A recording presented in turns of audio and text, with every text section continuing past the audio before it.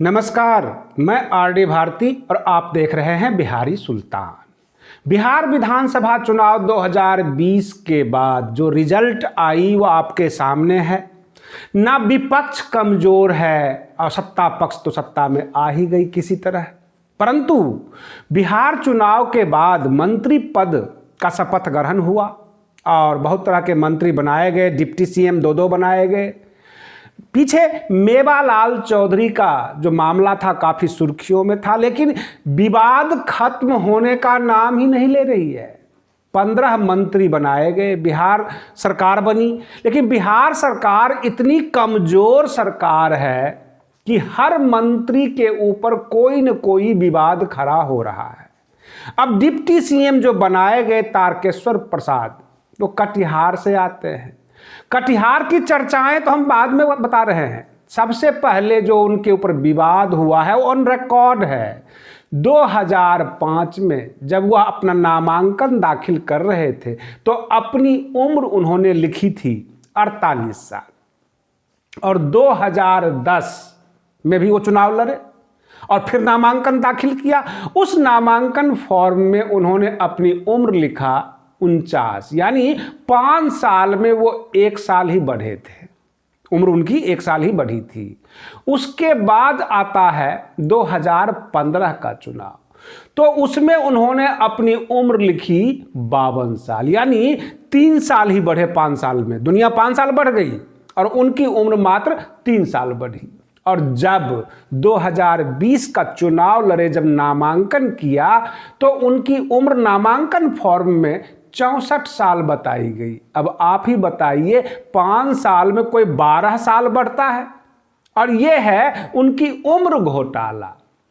अगर चुनाव आयोग बारीकी से चेक करेगा और सारे नामांकन फॉर्म को सामने रखकर जब वो जवाब तलब करेगा तो जाहिर सी बात है कि उनका जो है नामांकन खारिज हो जाएगा, उनका चुनाव खारिज हो जाएगा। यानी बिहार सरकार में इतना मैंडेट मिला है, इतना बिहार की जनता ने बहुमत दिया है कि 1-2 विधायक भी टपक गए तो सरकार टपक जाती है।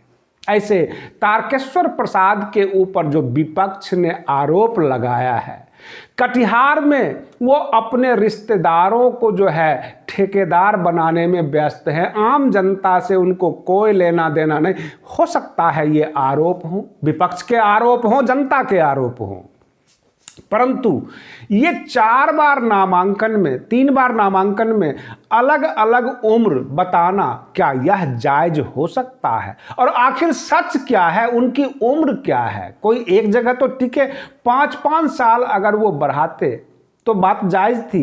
1-1 साल बढ़ाया, फिर 3 साल बढ़ाया, सीधे उसके बाद 12 साल बढ़ा दिया।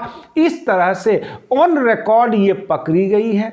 अब चुनाव आयोग को फैसला लेना है कि इस पर क्या करना है। और रही बात ये, विपक्ष इतनी ताकत में है और इतनी हमलावर है कि हर काम में जो है कमियां निकालकर और सबूत के साथ खड़ी हो जाती है।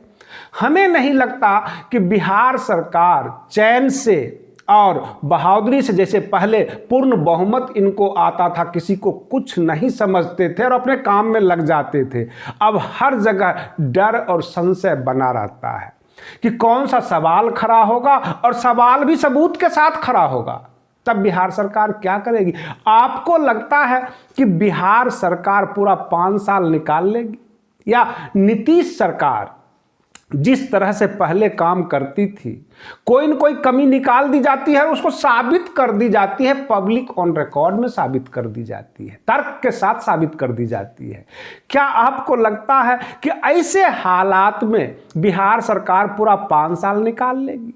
ऐसे 16 दिसंबर को जो राज्यसभा का चुनाव होना है, जिसपे रामविलास जी का जब निधन हुआ और उसके बाद जो सीट खाली हुई उस पर राज्यसभा में भेजना है, जदयू लोजपा का विरोध करेगी। मामला काफी गंभीर नजर आ रहा है। जैसा भी हो, जो भी हो, लेकिन हमें नहीं लगता कि सरकार चैन से और ढंग से काम कर पाएगी, क्योंकि आरोप प्रत्यारोप चल रहे हैं।